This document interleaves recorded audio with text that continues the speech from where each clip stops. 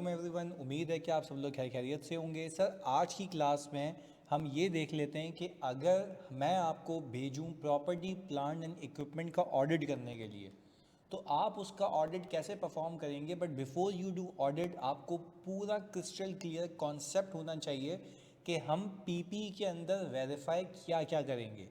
तो सबसे पहले तो आप ये सोच लें कि सर हम पीपी के अंदर असर्शंस को वेरीफाई करेंगे, दावे जो मैनेजमेंट ने किए हैं। पहला क्या था सर? कंप्लीटनेस। दूसरा क्या था सर? वैल्यूएशन। तीसरा क्या था सर? एग्जिस्टेंस। चौथा था आपका कि भाई मेरा राइट भी है इसके ऊपर। और पांचवा था कि भाई प्रेजेंटेशन एंड डिस्क्लोजर। ये दावे थे, उसको ऑडिट कैसे करना है ये आज की क्लास में सीखेंगे। सबसे पहला स्टेप है कि आप करेंगे obtain fix asset register from the client. सही है जी। और आप चेक करेंगे and check mathematical accuracy and trace total to financial statements. अच्छा भाई, ये जो चीज़ लिखी है मैंने, मैं यहाँ पे आपको क्लैरिटी से इसको एक्सप्लेन करूँगा, तो आपने बस बने रहना है मेरे साथ और इधर उधर अपना ध्यान नहीं हटाना, क्योंकि ये बहुत इंपॉर्टेंट एरिया है। ऑडिट करने लगे हम, एग्जैक्टली ऑडिट करने लगे। अच्छा भाई, मैंने कहा सबसे पहले यहाँ पे लिखा हुआ है कि आप ऑब्टेन करें फिक्स एसेट का रजिस्टर। ये क्या होता है ज़रा बात कर लेते हैं। भाई मुझे आप एक बात बताओ, जब आप फाइनेंशियल स्टेटमेंट्स बनाते हैं तो फाइनेंशियल स्टेटमेंट्स के अंदर आप notes to the financial statements बनाते हैं। ऐसा ही नोट्स टू दी फाइनेंशियल, जिसमें क्या आता है भाई? आप कहते हैं लैंड, बिल्डिंग, इक्विपमेंट्स, फर्नीचर। बच्चों मेरा आपसे सवाल ये है कि जो लैंड, बिल्डिंग, फर्नीचर, इक्विपमेंट आ रहा होता है, इसके अंदर क्या आता है? ओपनिंग कॉस्ट और ओपनिंग अक्यूमुलेटेड डेप्रिसिएशन। ऐसा ही है, ओपनिंग कॉस्ट और ओपनिंग अक्यूमुलेटेड डेप्रिसिएशन आ रहा होता है। सही है। इसके बाद जब ओपनिंग कॉस्ट और ओपनिंग अक्यूमुलेटेड डेप्रिसिएशन आपके पास आ रहा होता है तो सर ऑल टुगेदर इसके बाद आप बोलते हैं कि भाई हमारे पास आ गई बुक वैल्यू। ये हमारे पास आ गई बुक वैल्यू, ये आपके पास आती है बुक वैल्यू सर। फिर आप क्या करते हैं, यहाँ पे ओपनिंग कॉस्ट का कॉलम निकालते हैं। अच्छा, ये मैं फाइनेंशियल स्टेटमेंट के डिस्क्लोजर की बात कर रहा हूँ। सही है। इस ओपनिंग कॉस्ट के अंदर एडिशंस आती हैं। सही है जी। आपने कहा कि इसमें एडिशन, इसमें एडिशन, इसमें एडिशन, इसमें एडिशन। अच्छा, पर मेरा सवाल ये है कि ये जो आप कह रहे हैं कि भाई ये एडिशन है या ये ओपनिंग है, ये बिल्डिंग तो है, पर क्या ये बिल्डिंग एक है या इसमें 10 बिल्डिंग्स भी हो सकती है? सर इसमें 10 की 10 बिल्डिंग्स भी हो सकती है। ये इक्विपमेंट्स हैं। क्या इस इक्विपमेंट के अंदर, अगर मैं कहूँ इसमें ऑफिस इक्विपमेंट हैं, तो ऑफिस इक्विपमेंट के अंदर क्या एक ही कंप्यूटर होगा या हज़ारों की तादाद में कंप्यूटर लैपटॉप्स होंगे? सर हज़ारों की तादाद में होंगे। तो भाई मुझे कैसे पता, अगर मैं यहाँ पे इसको सर्कल करूँ टू मेक इट ईजी। मैंने कहा सर मुझे कैसे पता कि ये जो इक्विपमेंट्स हैं, हमने कहा इसको नो फिल करते हैं। मुझे कैसे पता सर ये जो इक्विपमेंट्स आपको दिख रहे हैं यहाँ पर, इस इक्विपमेंट के अंदर कौन सा एसेट की डेट ऑफ एक्विजिशन क्या है? भाई समझने की बात है ना कि बहुत सारे होंगे, तो मुझे कैसे पता कि डेट ऑफ एक्विजिशन क्या है? तो मुझे तो ये नहीं पता। अच्छा, उसमें से जो स्पेसिफिक इक्विपमेंट है उसकी प्राइस क्या है? भाई मैं ये इसलिए देखना चाह रहा हूँ कि मुझे डेप्रिसिएशन फॉर द ईयर भी निकालना है ना ओपनिंग एसेट्स के ऊपर। तो ये सारी डिटेल आपको इस डिस्क्लोजर में तो नहीं मिलती है, ये सारी डिटेल आपको मिलती है फिक्स एसेट के रजिस्टर में। लेट्स से अगर मैं कहूँ एडिशंस हैं, तो मैं अगर ये कहूँगा कि भाई एडिशन है, तो ये जो एडिशन अगर मैं यहाँ पे बात कर रहा हूँ इक्विपमेंट की, ये जो मैं यहाँ पे एडिशन की बात कर रहा हूँ इक्विपमेंट की, तो मैं भी तो ये सुनना चाह रहा हूँ, कि सर यहाँ पर इस एडिशन के अंदर कौन कौन सी नस्ल का इक्विपमेंट आया है। कंप्यूटर आया है, आपके पास लैपटॉप आया है, या आपके पास प्रिंटर्स आए, आया क्या क्या है आपके पास?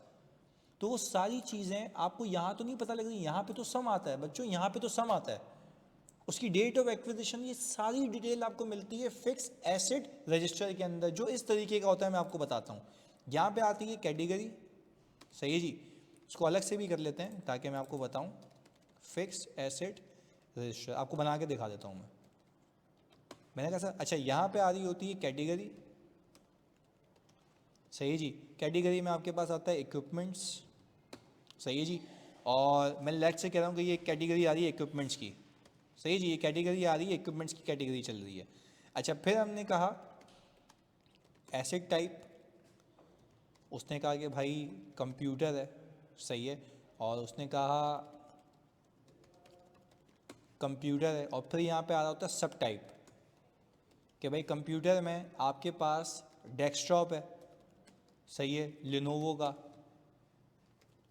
सही है। फिर कंप्यूटर की कैटेगरी में, नहीं कंप्यूटर की कैटेगरी में आपके पास आ रहा है लैपटॉप लिनोवो का, एंड सो ऑन। तो यहाँ पे यूँ चल रहा होता है, ये डेस्कटॉप लिनोवो का, ये लैपटॉप आ गया, ये आ गया, सही है जी, ये आ गई कंप्यूटर्स की कैटेगरी। अच्छा, फिर हमने कहा यहाँ से शुरू हो गई आपके पास प्रिंटर, ये प्रिंटर, ये प्रिंटर, तो आप उन्होंने कहा कि भाई HP का है, सही है, लिनोवो का प्रिंटर है, डेल का प्रिंटर है, ये सारी चीज़ें, ये सारी चीज़ें। अच्छा, फिर यहाँ पे क्या होता है, डेट ऑफ एक्विजिशन, कि ख़रीदा कब गया है। अच्छा, अब ज़रा बात समझिएगा, अगर मैं कहूँ कि भाई ये जनवरी 2023 में ख़रीदा गया है, सही है, फिर मैंने कहा कि ये आपके पास ऑल टुगेदर फेब 2023 में ख़रीदा गया है, फिर आपने कहा कि सर ये जो है जनवरी 2022 में ख़रीदा गया है, ये सारी चीज़ें। तो आप इसने इसके बाद आपको कहा कि भाई ये हमने ख़रीदा गया हुआ है कोई मार्च 2021 में, ये सारी डेट ऑफ एक्विजिशंस आ रही हैं, ये सारी डेट ऑफ एक्विजिशंस आ रही हैं, सही है। ऐसे मैंने कोई एक हाइपोथेटिकल चीज़ रखी हुई है। अब जब मैं क्लाइंट से फिक्स एसेट रजिस्टर मांगूंगा, मैं फिर कह रहा हूँ फिक्स एसेट रजिस्टर मांगूंगा, तो यहाँ पे आ रहा होगा कॉस्ट, डेट ऑफ एक्विजिशन की कॉस्ट भी आ गई, तो यहाँ पे एक बहुत सारी कॉस्ट आ रही थी। लेट से मैं यहाँ पर ये अगर मैं ऐसे ही बना के दिखाऊँ आपको फिक्स एसेट रजिस्टर, तो आपने कहा कि भाई मैंने इसको खाली यूँ ड्रैग कर लिया यहाँ पर, सही है, मैंने इसको सिर्फ और सिर्फ ड्रैग कर लिया है यहाँ पर। मैंने कहा अगर मैं इसका टोटल करूँ, अगर मैं इसका टोटल करूँ, सही है जी, तो मेरे पास अभी तक इक्विपमेंट्स के टोटल के अंदर देखो कितना आ रहा है, 2942725। ये एक बात मेरा कहना बिल्कुल ठीक होगी कि मेरे पास कुछ एसेट्स ओपनिंग में आ रहे होंगे इक्विपमेंट्स के अंदर। अच्छा, अगर मैं जैसे कंप्यूटर असिस्टेड ऑडिट टेक्निक्स को यूज़ करके पता है क्या करूँगा, मैं यहाँ पे लगाऊंगा फ़िल्टर, मैं फ़िल्टर लगाऊंगा, मैं बोलूँगा भाई मुझे 2023 को छोड़ के, मुझे आप एक काम करें 2023 को छोड़ के बाकी सब बता दें। तो मैंने अगर इन सब को सम किया, तो मैंने कहा 2545525 आ रहा है, मैंने कहा भाई यहाँ पे मैं लिख दूँ 2545525, ये देख लीजिएगा क्या लिखा है मैंने, 252454 ना।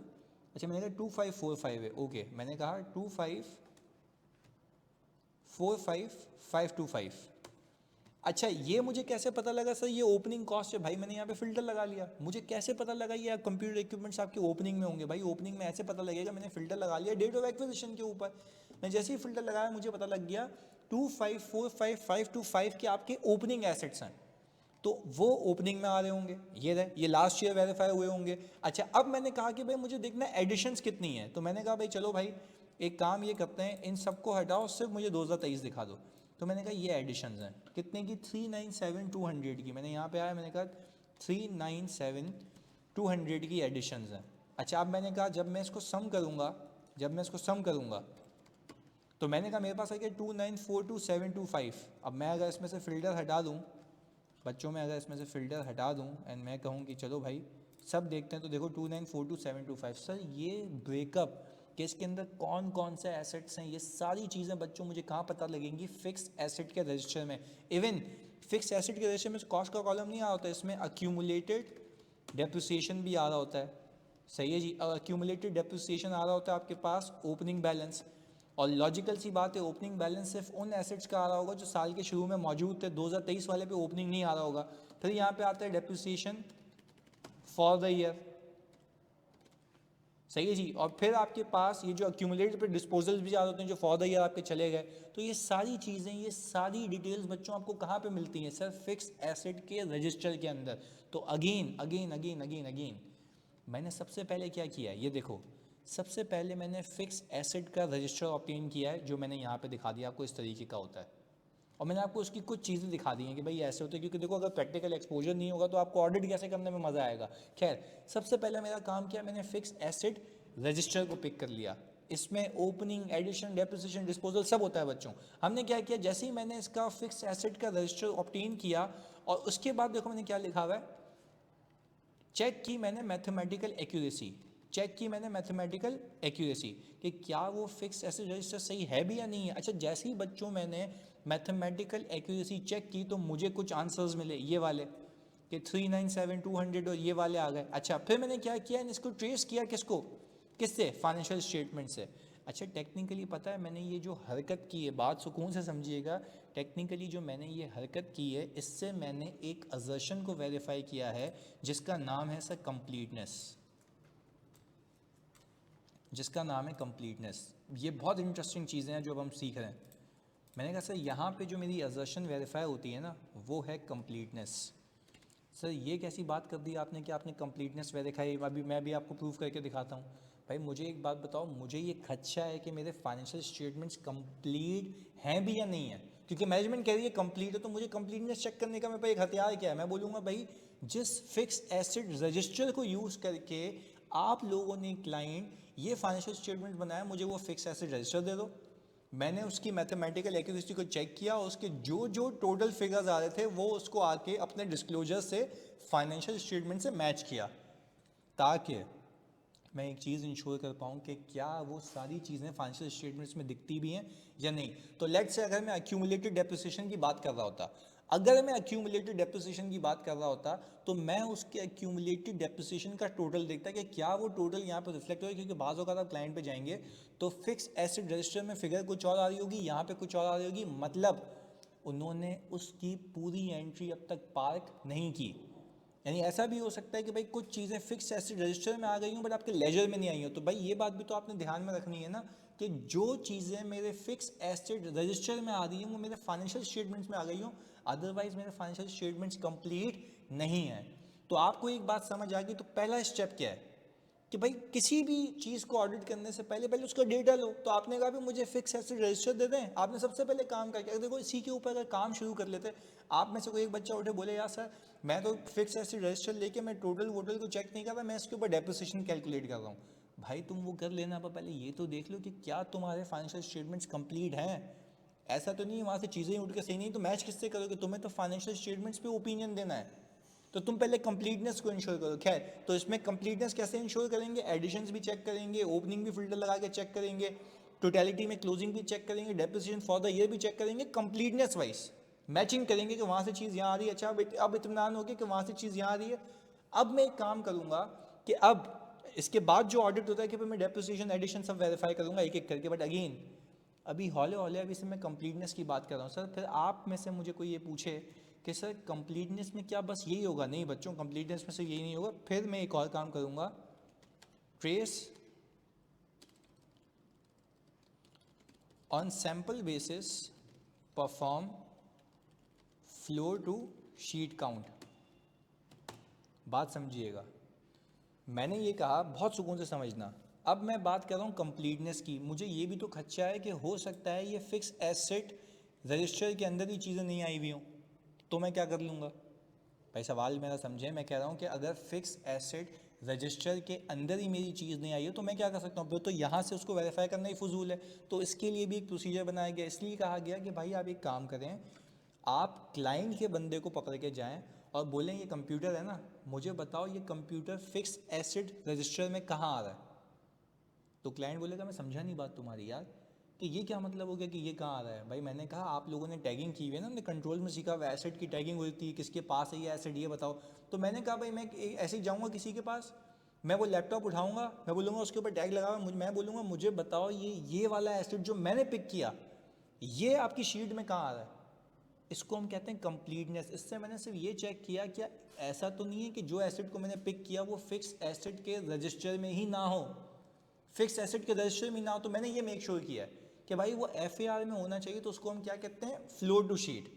अच्छा, आप में से कोई बोले सर अगर मैं शीट में देखूं और मैं बोलूं मुझे बताओ ये शीट वाला एसेट कहाँ पर है, तो इसको हम कहते हैं एग्जिस्टेंस का चेक करना। क्या करना, एग्जिस्टेंस का चेक करना। ये एग्जिस्टेंस की निशानी है। अगेन रिपीट कर रहा हूँ, किसकी निशानी है? एग्जिस्टेंस की। बात क्लियर है?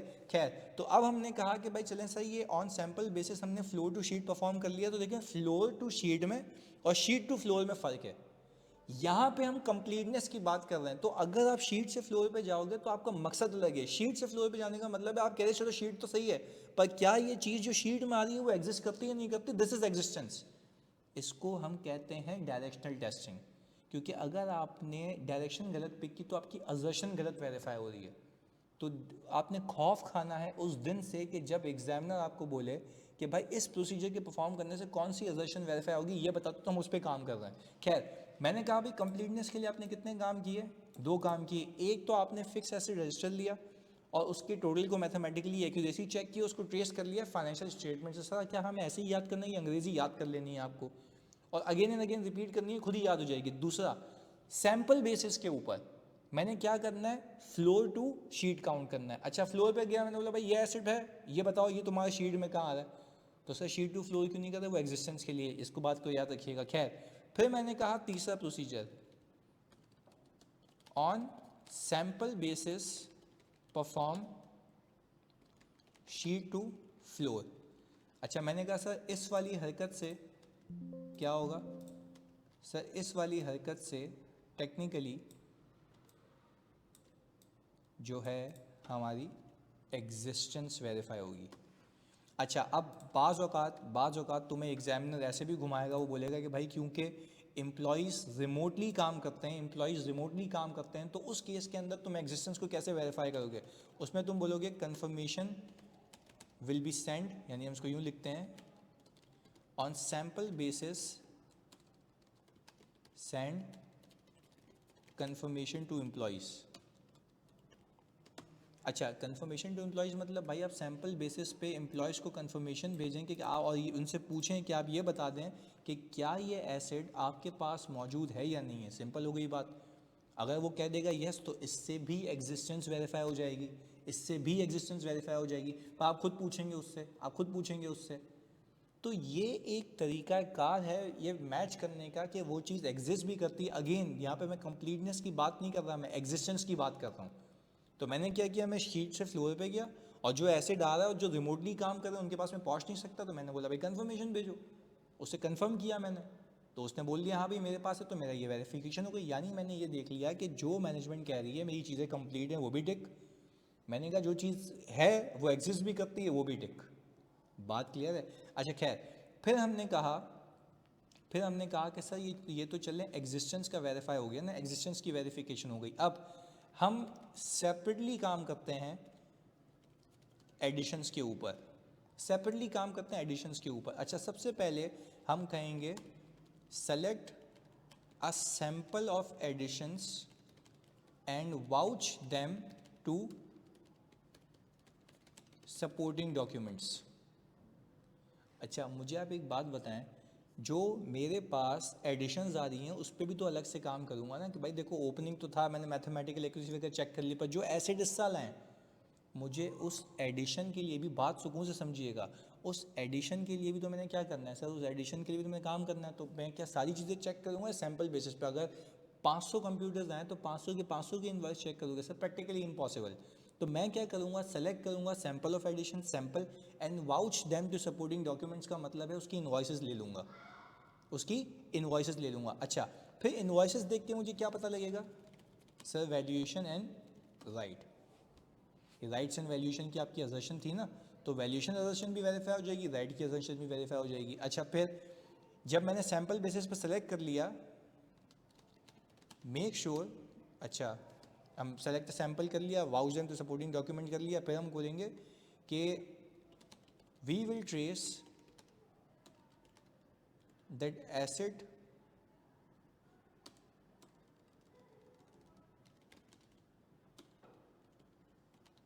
Acid amount from the fix asset register. यानी हमें ये भी तो देखना है ना कि जो फिक्स एसेट का रजिस्टर है, फिक्स एसेट का जो रजिस्टर है उसमें ये आ चुका हो। तो साहब ने पहले तो चेक किया था बेटा, पहले हमने सिर्फ टोटल चेक किया था। जो इस साल की एडिशन है उसके ऊपर अलग से अब काम कर रहा हूँ। यानी अगर मैं आपको एग्जांपल दूँ अपनी, तो मैंने जो ये टोटल चेक किया था वो तो मैंने खाली मैथमेटिकल एक्यूरेसी और कंप्लीटनेस को इंश्योर किया था, पर अब मैं ये देखना चाह रहा हूँ कि जो मैंने एसेट की सैम्पलिंग की है, यानी मैंने कहा कि भाई ये वाली जो एसेट्स हैं ये सैम्पल बेसिस पे मैंने उठाया ना, सैम्पल यहीं से सैम्पल लगाया हुआ, ये तो 3 है, खैर ऐसे 500 होंगे, तो सैम्पल बेसिस पे आपने उठाया तो आपने देखा क्या ये फिक्स एसेट रजिस्टर में अमाउंट से, यानी we will trace the asset amount from the fix asset register, यानी मैंने कहा कि भाई वही चीज़ जो मैंने इनवॉइस से देखी है क्या वही अमाउंट मेरे फिक्स एसेट रजिस्टर में सेम आ रही है। ऐसा तो नहीं है कि सेल्स टैक्स को कैपिटलाइज नहीं होना चाहिए था क्योंकि वो रिफंडेबल इन नेचर था, आपने कैपिटलाइज किया वो, और ऐसा भी हो सकता है कि रिफंडेबल इन नेचर ना हो, कैपिटलाइज होना चाहिए तो हुआ ना हो, तो दोनों केसेस हो सकते हैं। तो आपने ये प्रोसीजर परफॉर्म करके ये मेक श्योर करना है कि ये काम हो चुका हो। सही है जी। अच्छा भाई, फिर हमने कहा कैसा चलें, सही select the sample of addition, और फिर हमने कहा उसको हम वाउच कर लेंगे टू सपोर्टिंग डॉक्यूमेंट्स। फिर हम क्या करेंगे कि जो हमने सैंपल सेलेक्ट किया था for a sample of additions, check, यानी चेक को हम कहेंगे inspect that they physically exist by performing sheet to floor, यानी जो सैंपल बेसिस पे आपने इनवॉइसेस ली थी ना, तो आप ये भी कर लें, एक तो ओवरऑल चेक किया आपने कोई भी एसेट उठा के, एडिशन के लिए तो लाजमी देखिएगा कि एग्जिस्ट करता है या नहीं करता, ऐसा तो नहीं बिला वजह एसेट मार दिया हो, मौजूद ही नहीं हो फिजिकल, तो ये बात आपने देखनी है। And 8 trace payment from the bank statement, अगर उसकी पेमेंट हो चुकी है वो पेमेंट ट्रेस कर लो बैंक स्टेटमेंट में, अदरवाइज उसका पेबल आना चाहिए। तो टेक्निकली आप पता है क्या, पीपी से रिलेटेड पेमेंट बैंक की वेरीफाई हो गई और साथ साथ उसका पेबल भी अगर है तो कोई वेरीफाई हो गया। अच्छा, कोई आपसे पूछे कि हम कैश एंड बैंक या जो ऑडिट कर रहे होते तो सारी ट्रांजैक्शंस को वेरीफाई करते नहीं, जब आप दूसरे हेड्स पे पीपी वगैरह एक्सपेंसेस पे काम करते होते हैं वहाँ पे पेमेंट्स वेरीफाई हो रही होती हैं जस्ट लाइक अ पीपी, और अगर इसके रिलेटेड कोई पेबल है तो वो भी वेरीफाई हो जाएगा, उसमें जो कोई पेमेंट हुई है वो भी वेरीफाई हो जाएगी।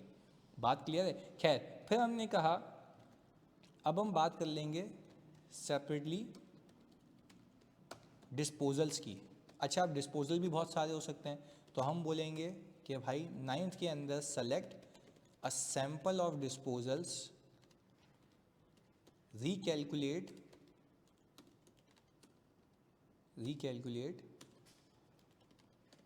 carrying amount and gain on disposal। देखो मैंने सैंपल ऑफ जो डिस्पोजल्स है वो पिक किए, और फिर मैंने ये मेक श्योर किया कि भाई जब पीपी बिकेगा तो उसकी कैरिंग अमाउंट इन अप्रोप्रिएट ना हो, अगर कैरिंग अमाउंट इन अप्रोप्रिएट होगी तो गेन ऑन डिस्पोजल भी गलत होगा। तो उसने कहा कि भाई ये देख लेना कि आपका, प्लीज़ सुनिएगा, आपका जो पीपी डिस्पोज हुआ है उसकी कैरिंग अमाउंट रिकैलकुलेट करना और उसका गेन और लॉस भी रिकैलकुलेट कर लेना। अच्छा, trace receipts from disposal of PP from the bank statements, तो आपने कहा बैंक स्टेटमेंट में पैसा आते हुए देख लेना, अदरवाइज वो रिसीवेबल होगा। सही है। Inspect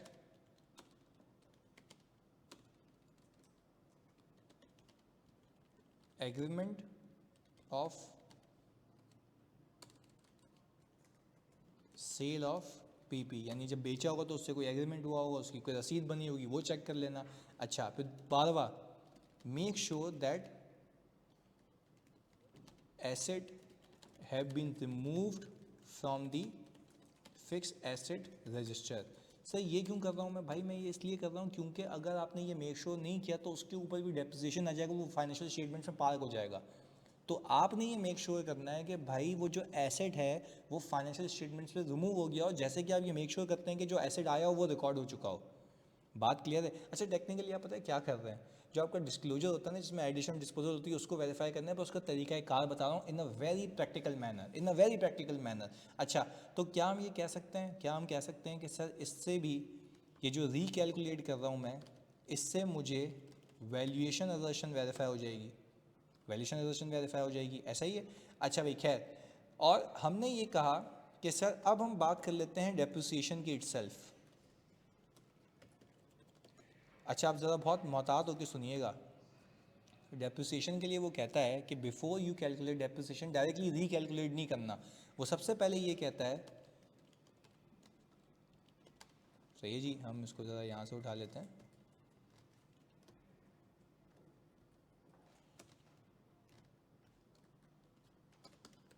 check that the life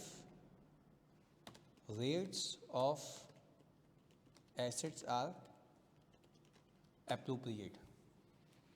वो कहता ही है कि भाई आप डायरेक्टली अंधों की तरह जो है वो डेप्रिसिएशन को कैलकुलेट ना कर लेना।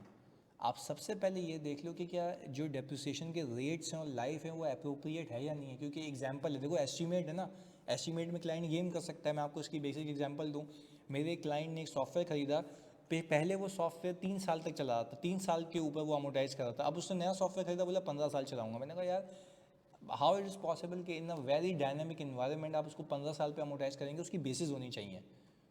तो before you do calculate depreciation आप देखें भाई, अगर एक कंप्यूटर है, बंदा कह रहा है मैं 15 साल चलाऊंगा, भाई कैसे पॉसिबल है यार, 2 साल में ख़राब हो जाता है, 3 साल में ख़राब हो जाता है। तो उसकी मैक्सिमम लाइफ 3 से 4 साल है या मैक्स 5 साल है, भाई 15 साल कैसे हो सकता है। तो सबसे पहले बोलता है भाई आप लाइफ की रीजनेबलनेस को चेक करेंगे। तो मैंने क्या किया, check the life rates of assets are appropriate. 14th, recalculate depreciation expense for the year. फिर आपने रिकैलकुलेट कर लेना है। तो पहले लाइफ को असेस करके, अच्छा ये तो पता है ना कि ओपनिंग पे अलग होगा, एडिशन पे अलग होगा, डिस्पोजल पे अलग होगा, तो वो सारी चीज़ें हैं, पर वो जो प्रैक्टिकली आप करेंगे वो आप लिख लिख के दे रहे हैं यहाँ पर। खैर आपने कहा डेप्रिसिएशन, क्या मैं कह सकता हूँ कि इससे भी वैल्यूएशन असर्शन वेरीफाई होगी, इससे भी वैल्यूएशन असर्शन वेरीफाई होगी, क्योंकि ये वैल्यूएशन की बात कर रहे हैं हम। बात क्लियर है। अच्छा फिर 15वीं चीज़ आती है, check that disclosures have been made in accordance with applicable financial reporting framework। कि भाई अगर मैं पीपी का डिस्क्लोजर दे रहा हूँ, एसेट कोई फेयर वैल्यू मॉडल के ऊपर है, तो क्या हमने हिस्टोरिकल क्लेम अमाउंट बताई, क्या हमने उसके नीचे उसकी लाइफ, उसके रेट डिस्क्लोज किए नहीं किए, सारी चीज़ें। तो सर खैर समझने की बात यह है कि जब भी आप पीपी का ऑडिट करेंगे तो पीपी में आपने ये काम करना है। तो इसको केयरफुली सुनिएगा, इसको केयरफुली समझिएगा। फिर अगली क्लास में मैं आपको इससे और कनेक्ट करूँगा ताकि हम और सीखेंगे, क्योंकि मैंने एक एक करके आपको खोल के पिलाना है। अच्छा इस केस के अंदर अभी हमने इम्पेयरमेंट के प्रोसीजर नहीं सीखे, हमने बेसिक पीपी के प्रोसीजर सीखे हैं। जो बेसिक पीपी कॉस्ट मॉडल पे कैरी होता है, डेप्रिशिएट होता है, दैट्स इट।